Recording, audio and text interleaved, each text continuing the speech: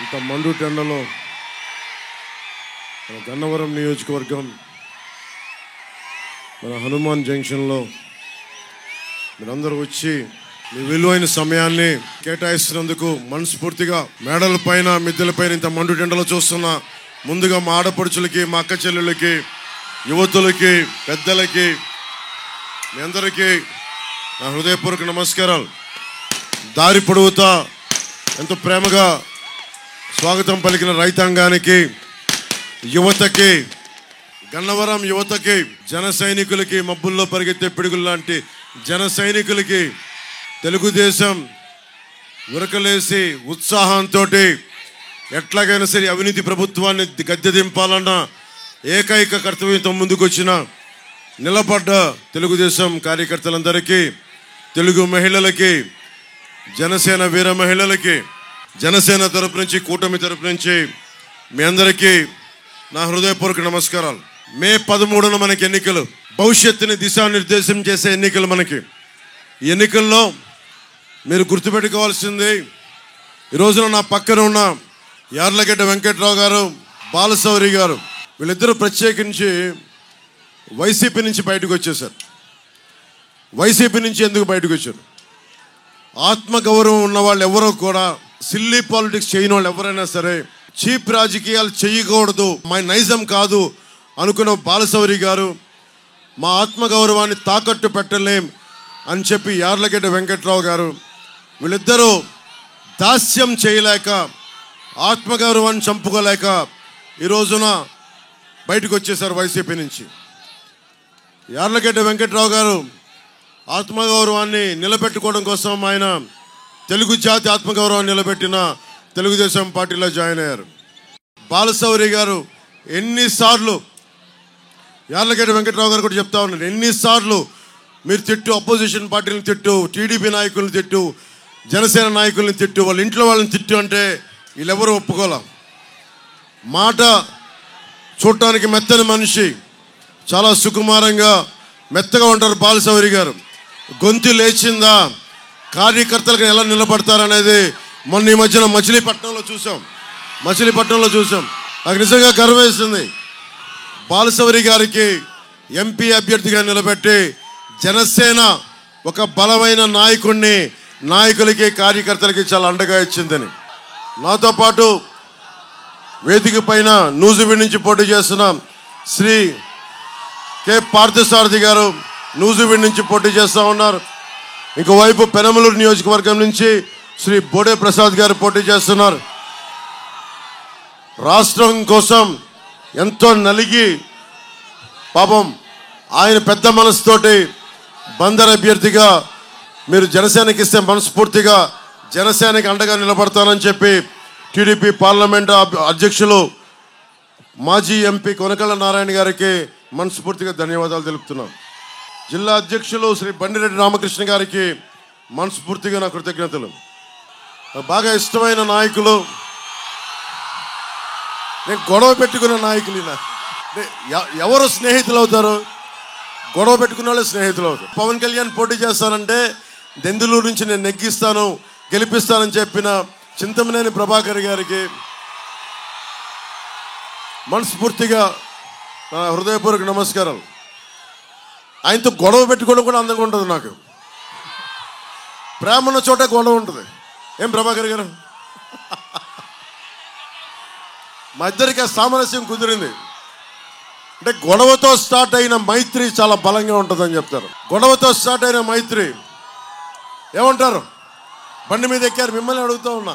So Chintamaneni Prabhakar గారు, మనస్ఫూర్తిగా వారికి నా ధన్యవాదాలు తెలియజేసుకుంటూ, గుత్తికొండ రాజాబాబు గారికి, ఆయన రాలేదు, వారికి కూడా నా హృదయపూర్వక నమస్కారాలు. చలమలశెట్టి రమేష్ గారికి, మల్లవల్లి SEZ కోసం తెలంగాణ నవాబులు ఇచ్చిన భూముల్ని ఉర్దూ ఒరిజినల్ పత్రాలుండి వాళ్ళకి అన్యాయం జరిగింది, మల్లపల్లి SEZ వల్ల మీరు రావాలి అని చెప్పి నా కోసం పని కట్టుకొని వచ్చిన చలమలశెట్టి రమేష్ గారికి, గన్నవరం నియోజకవర్గ సమస్యల్ని జనసేనకి ముందుండి తీసుకొచ్చిన చలమలశెట్టి రమేష్ గారికి మనస్ఫూర్తిగా నా హృదయపూర్వక నమస్కారాలు. అలాగే BJP in-charge doctor Gannavaram in-charge doctor Phani గారికి, ముద్రపోయిన వెంకటేశ్వరరావు గారికి, టీడీపీ పరిశీలకులు గన్నవరానికి, గరికిపాటి శివ గారికి, జేఎస్పీ ఎలక్షన్ కోఆర్డినేటర్ వారికి కూడా నా హృదయపూర్వక నమస్కారాలు. మనకు కావాల్సింది ముఖ్యంగా కీలకమైన మనకి విద్య, వైద్యం, ఉపాధి, సాగునీరు, తాగునీరు, లా అండ్ ఆర్డర్. 2014లో నేను తెలుగుదేశం పార్టీకి, భారతీయ జనతా పార్టీ కూటమికి నేను మద్దతు తెలిపినప్పుడు వల్లభనేని వంశీ గారు నాకు చెప్పడం గుర్తుంది. ఎప్పుడు ఓటయ్యని ప్రాంతాల్లో కూడా మీరు చెప్పడం వల్ల నాకు ఓట్లు పడ్డాయి అని చెప్పి మనస్ఫూర్తిగా చెప్పారు. అతను చాలా హేతువు ఉన్న నాయకుడు, వివేకం ఉన్న నాయకుడు, ప్రజలకు అండగా ఉన్న నాయకుడు అనుకున్నాను. కానీ ఈ రోజున విభేదాలు ఉండొచ్చు. నేను చంద్రబాబు గారితో విభేదించాం, చింతమనేని ప్రభాకర్తో విభేదించాం. ఎక్కడా కూడా పాలసీ దాటి వ్యక్తిగతంగా కానీ ఒక్క మాట మాట్లాడాలి. ఆయన కూడా అంతే నాతో మాట్లాడారు, విభేదించాం. రాజకీయాలు విభేదాలు ఉంటాయి, పాలసీ పరమైన అభిప్రాయ భేదాలు ఉంటాయి, మాట అనుకుంటాం. కానీ దానికి ఒక పరిమితి ఉంటుంది. కానీ వల్లభనేని వంశీ గారు నాకు ఇందాక మన యార్లగడ్డ వెంకటరావు గారు చెప్తా ఉన్నారు, మీరు కూటమికి, ముఖ్యంగా జనసేన మద్దతుదారులకి, జనసేన నాయకులకి, జనసేన వీర మహిళలకి ప్రత్యేకించిన విన్నపం. వల్లభనేని వంశీ గారు చెప్తున్నది నా దృష్టికి వచ్చింది. మీరు ఓటు ఎంపీగా బాలశౌరి గారికి వేసి మనకి గన్నవరం ఎమ్మెల్యే మట్టుకు నాకేయండి అని అడుగుతున్నారని. మీరు అది కూటమిలో అది సమంజసం కాదు. ముఖ్యంగా మనం అందరం గౌరవించే తెలుగుదేశం వ్యవస్థాపక అధ్యక్షులు స్వర్గీయ నందమూరి తారక రామారావు గారు, మీకు తెలుసు ఆయన అంటే నాకు ఎంత ఇష్టమో. ఆయన పాటలు కూడా నేను సినిమాలో పెట్టుకున్నాను. ఆడువారి మాటలకు అర్థాలు వేరులేను. ఆయన సినిమాలకి, ఆయన పాత సినిమాలకి అంత అభిమానం. అలాంటి వ్యక్తికి మహోన్నతుడికి పుట్టిన ఆయన కుమార్తెని వల్లభనేని వంశీ గారు ఆ రోజున నాకు అసెంబ్లీలో మాట్లాడడం చాలా బాధ కలిగించింది, నిజంగా బాధ కలిగించింది. చంద్రబాబు గారితో విభేదాలు ఉండటం వేరు, లోకేష్ గారితో విభేదాలు ఉండటం వేరు. కానీ వచ్చి నిజంగా పాపం భువనేశ్వరి గారిని ఆ విధంగా కించపరిచేలా మాట్లాడటం నాకు చాలా చాలా బాధ కలిగించింది. జనసేన ఊహించుకోండి, భువనేశ్వరి గారిని అంటే నా సోదరుని అన్నట్టే, భువనేశ్వరి గారిని అన్నట్టు నా సోదరుని అన్నట్టే. ఎందుకంటే మనం ఆడపడుచులకి, అక్కడున్న దూరాన ఉన్న ఆడపడుచులకి, అక్క చెల్లెళ్ళకి అందరికీ గౌరవం ఇచ్చేది జనసేన పార్టీ. నాయకులతో అభిప్రాయ భేదాలు ఉండొచ్చు, వైసీపీ నాయకులతో అభిప్రాయ భేదాలు ఉండొచ్చు, జగన్ గారితో కూడా విభేదాలు ఉన్నాయి. కానీ ఎప్పుడు కూడా వారి సతీమణిని ఎప్పుడు కించపరిచేలా మాట్లాడలేదు. తగ్గించం, అది మన సంస్కారం, మన పెద్దలు నేర్పించిన సంస్కారం. కానీ వల్లభనేని వంశీ గారికి ఓటు కనుక జనసేన మద్దతుదారులు వేస్తే స్త్రీని అగౌరవపరిచిన వ్యక్తికి, ఆడవారిని అగౌరవపరిచిన వ్యక్తికి, మా సోదరుని అగౌరవపరిచిన వ్యక్తికి మనం మద్దతు తెలిపినట్టే. దయచేసి అక్కడెక్కడో జరిగింది మనకు కాదు కదా అనుకోవద్దు. ఒకసారి ఆ నైజం ఉన్నవాళ్ళు, ఆడపడుచుని ఎక్కడైనా సరే అగౌరవపరిచేవాళ్ళు ఎక్కడైనా ఇంకెవరైనా అగౌరవపరుస్తారు. మీ కుటుంబ సభ్యుల్ని అగౌరవపరచచ్చు, మీ అక్క చెల్లిని అగౌరవపరచచ్చు. సరైన వ్యక్తిని ఎంచుకోవడం చాలా చాలా అవసరం. యార్లగడ్డ వెంకటరావు గారు బూతులు తిట్టడం రాదు, ఆయన చేసిన తప్పల్లా సంస్కారంగా ఉండడం, గౌరవ మర్యాదలతో ఉండటం, రాజకీయాన్ని రాజకీయ విధానాలతో చూడటం, రాజకీయ విభేదాలు ఉంటే పద్ధతిగా మాట్లాడటం, విమర్శించడం, అంతేగాని దిగజారిపోయి బూతులు తిట్టడం, నీచంగా దిగజారడం ఆయనకు తెలీదు. ఆయన చేసిన తప్పదే. పోయినసారి కూడా 2019లో చాలా 200-300 ఓట్ల తేడాతో ఓడిపోయారు. కానీ పారిపోలా, నిలబడ్డారు ఓడిపోయినా. కానీ ఇదే నియోజకవర్గం ప్రజల కోసం బలంగా ఉన్నారు.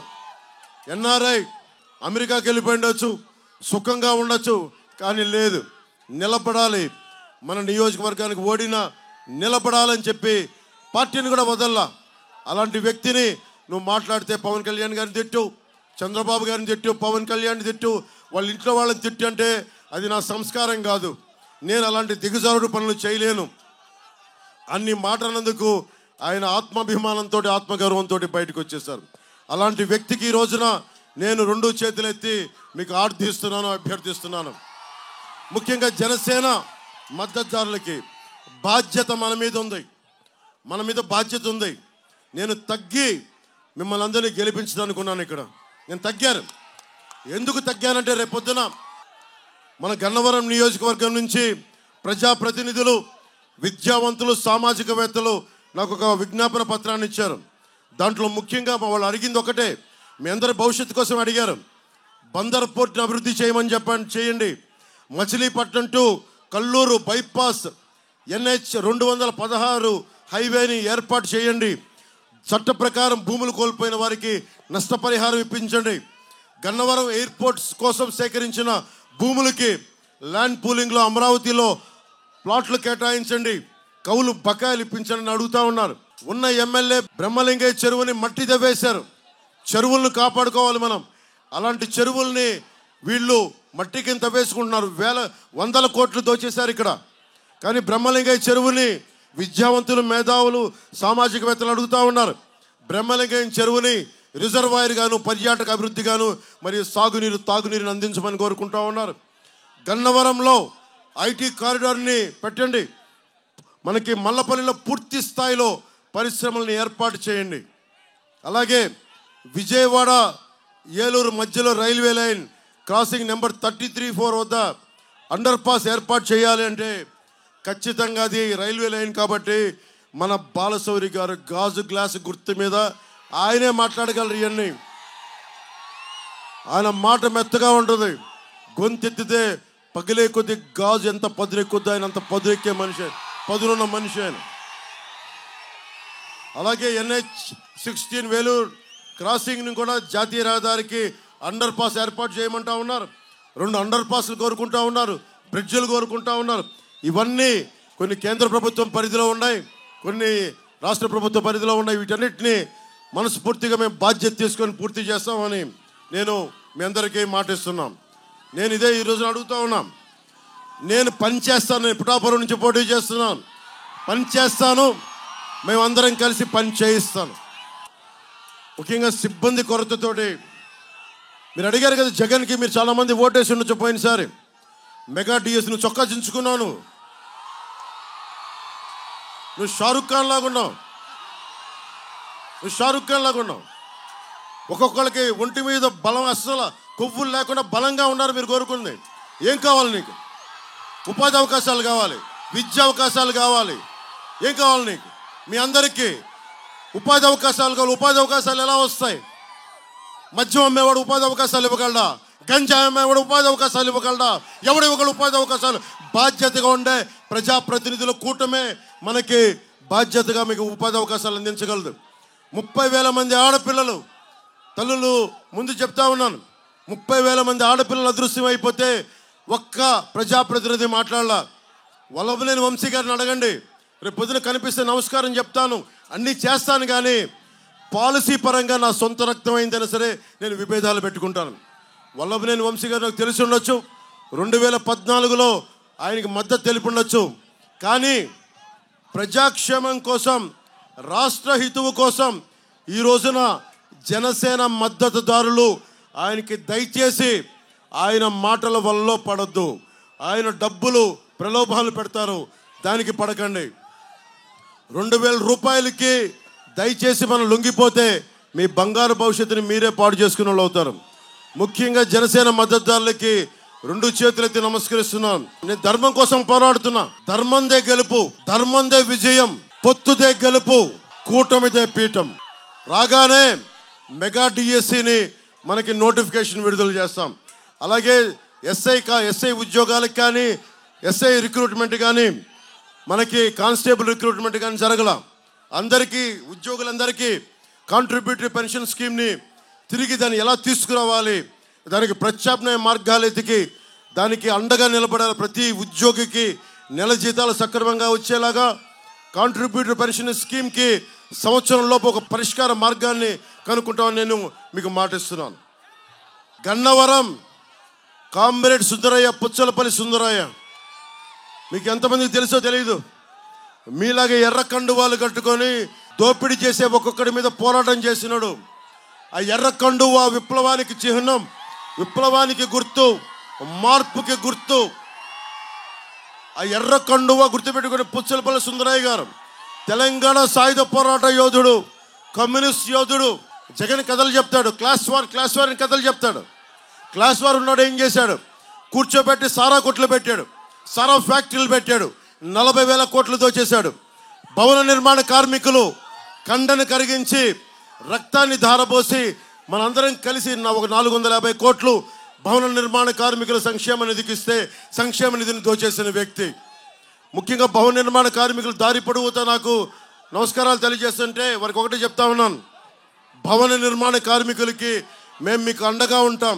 సంక్షేమ నిధిని తిరిగి రాగానే మీ అకౌంట్లో వేసే బాధ్యత మేము తీసుకుంటాం. అలాగే ముఠా కూలీల సంక్షేమాన్ని కూడా మేము బాధ్యత తీసుకుంటాం.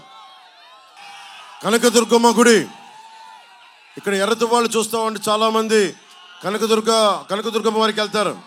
అమ్మవారిని లాగే విగ్రహాలను ఊరేగించడానికి రథానికి ఉండే 3 వెండి సింహాలు మాయమైపోయినాయి.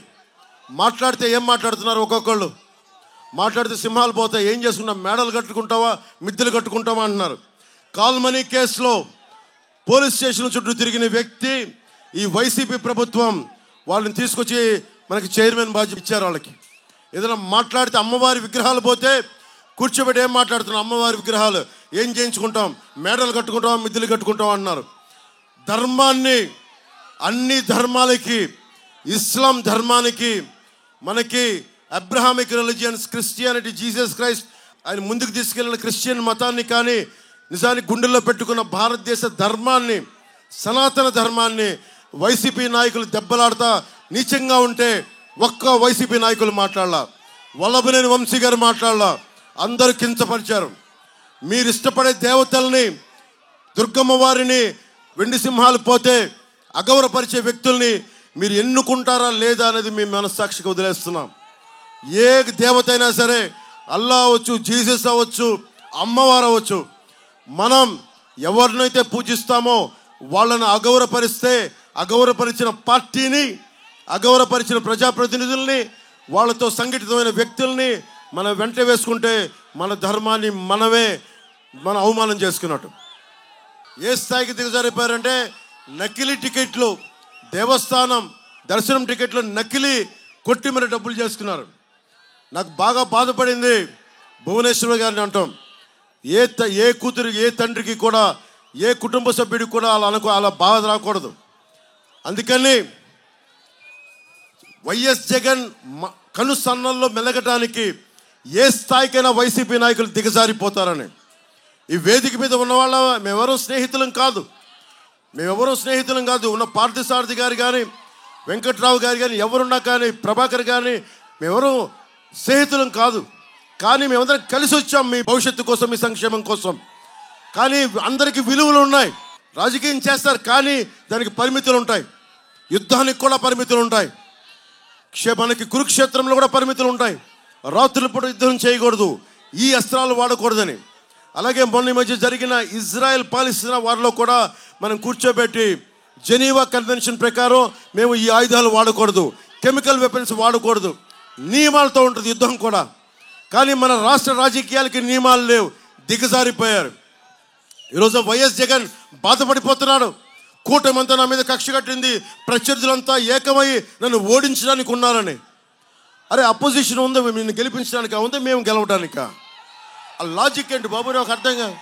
నిన్ను గెలిపించడానికా మేము ఉంది ఇక్కడ అంటే నువ్వు మర్చిపోయావా? నువ్వు పంచాయతీ ఎన్నికల్లో, స్థానిక ఎన్నికల్లో ఏం చేశారు? ఒకరిని నామినేషన్లు ఏనిచ్చారా? 4 దశాబ్దాలు ఉన్న టీడీపీ పార్టీని నామినేషన్ వేయనివ్వలా. అధికారులందరూ, పోలీసు అధికారులందరూ గుప్పిట్లో పెట్టుకున్నావు అంటే నువ్వు చేస్తే న్యాయం.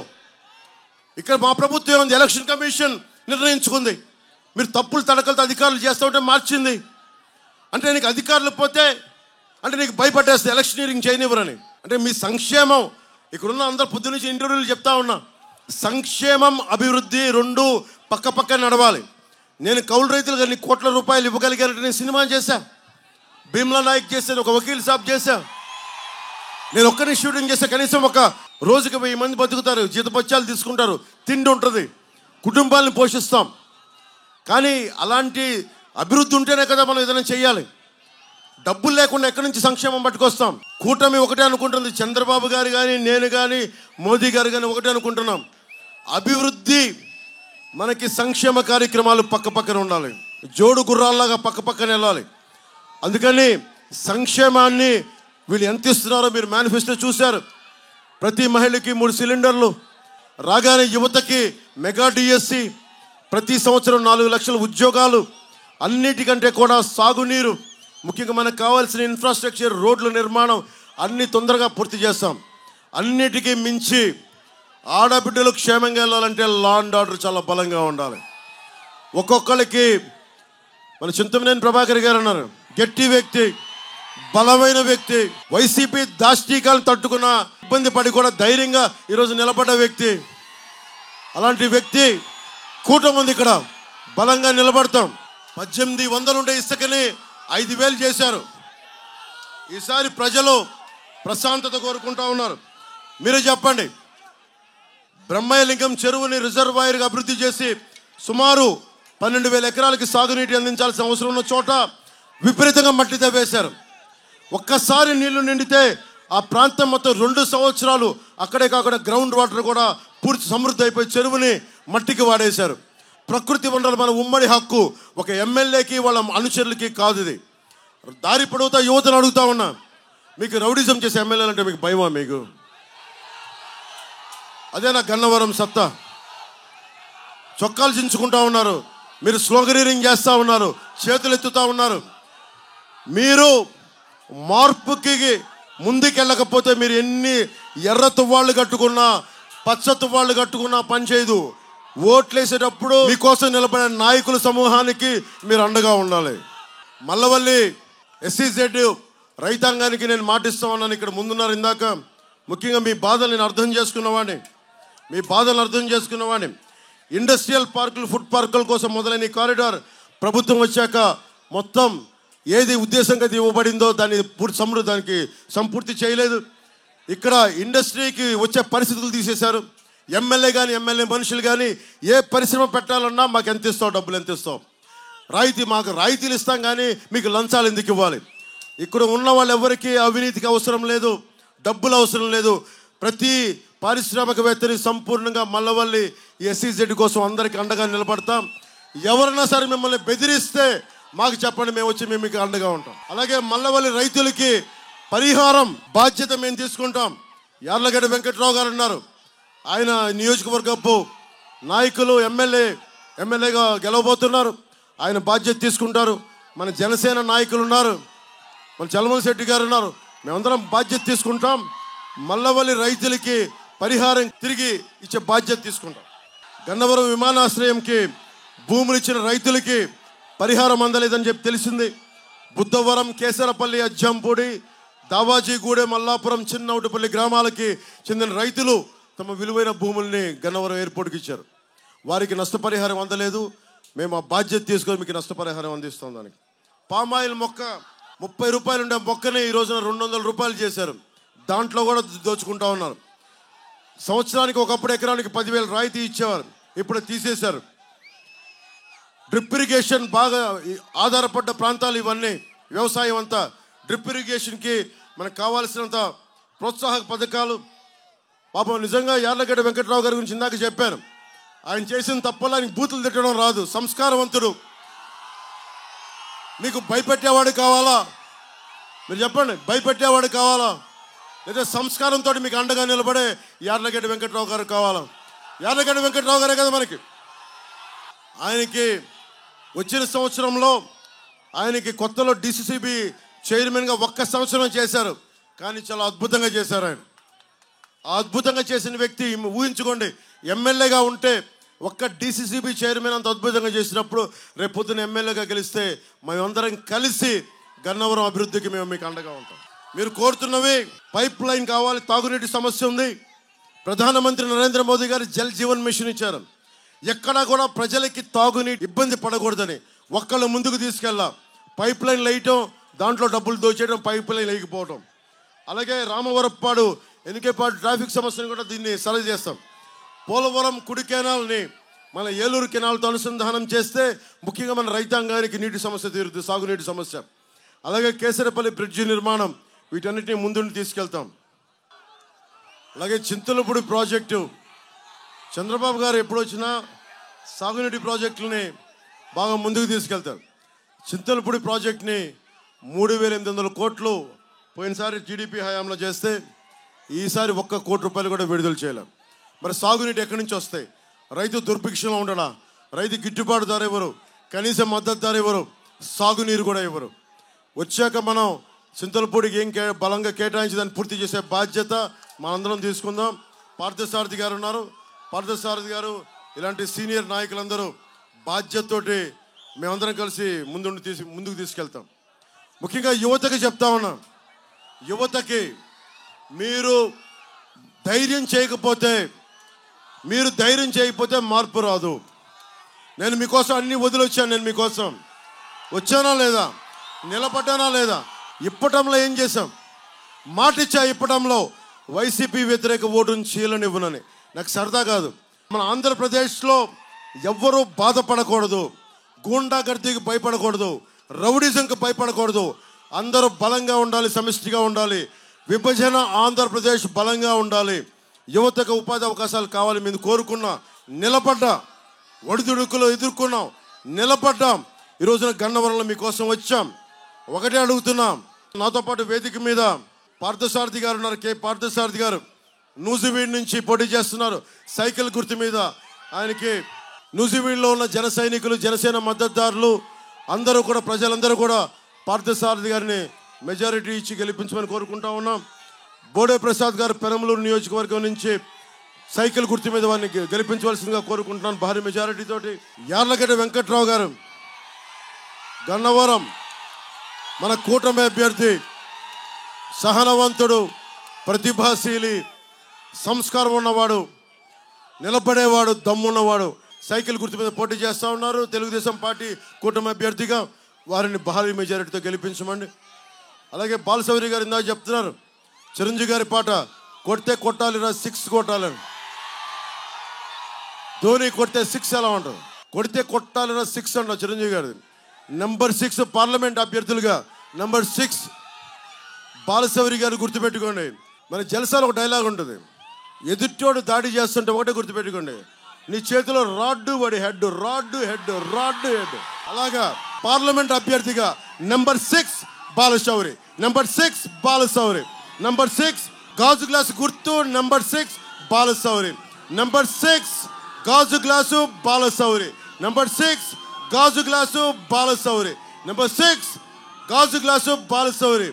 గుద్దేండి, భారీ మెజారిటీతో గెలిపించండి. మనం గెలుస్తున్నాం, కూటమి ప్రభుత్వాన్ని స్థాపిస్తున్నాం, వైసీపీ అవినీతి కోటల్ని బద్దలు కొడుతున్నాం.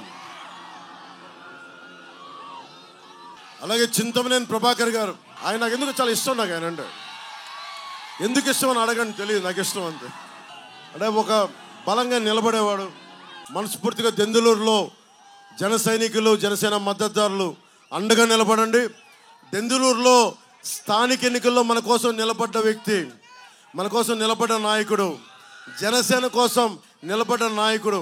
సో మీ అందరికీ ధన్యవాదాలు తెలియజేసుకుంటూ, బాలశౌరి గారికి గుర్తుపెట్టుకోండి, యార్లగడ్డ వెంకట్రావు గారికి నెంబర్ 2 ఎమ్మెల్యే అభ్యర్థిగా నెంబర్ 2 యార్లగడ్డ వెంకట్రావు సైకిల్ గుర్తు, నెంబర్ 2 యార్లగడ్డ వెంకట్రావు సైకిల్ గుర్తు, నెంబర్ 2 పార్లమెంట్ అభ్యర్థిగా నెంబర్ 6 గాజు గ్లాసు బాలశౌరి గారు. మన పెనమలూరు ఉమ్మడి కూటమి అభ్యర్థి తెలుగుదేశం పార్టీ నుంచి బోడే ప్రసాద్ గారు నెంబర్ 3 సైకిల్ గుర్తుకి, నెంబర్ 3 సైకిల్ గుర్తు, వారు దాని మీద పోటీ చేస్తున్నారు. జన సైనికులు, జనసేన మద్దతుదారులు అందరూ కూడా మనస్ఫూర్తిగా వారిని గెలిపించమని కోరుకుంటా ఉన్నాం. వైసీపీ ఎందుకు దాడులు చేస్తారు? ఓడిపోతున్నారు వాళ్ళు. వైసీపీ ఓడిపోతుంది, వైసీపీ ఓడిపోతుంది. యువతకి ఉద్యోగాలు ఇవ్వని వైసీపీ ఓడిపోతుంది. ఉద్యోగులకి సిపిఎస్ ఇవ్వని వైసీపీ ఓడిపోతుంది. సాగునీరు, తాగునీరు ఇవ్వని ప్రజలకి ఇవ్వని వైసీపీ ఓడిపోతుంది. ఆడపడుచుల్ని గౌరవించని వైసీపీ ఓడిపోతుంది. ధర్మందే విజయం, పొత్తుదే గెలుపు, కూటమిదే పీఠం. జై టీడీపీ, జై బీజేపీ, జై జనసేన.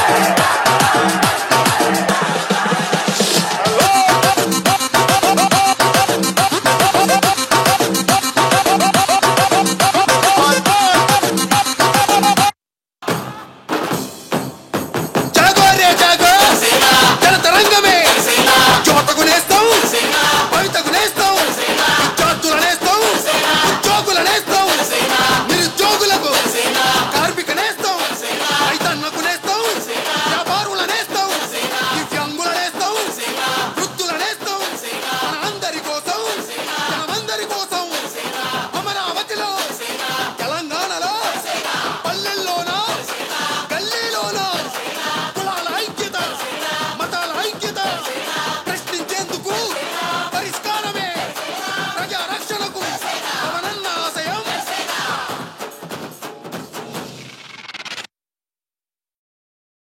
ధర్మందే విజయం, పొత్తుదే గెలుపు, కూటమిదే పీఠం. జై హింద్.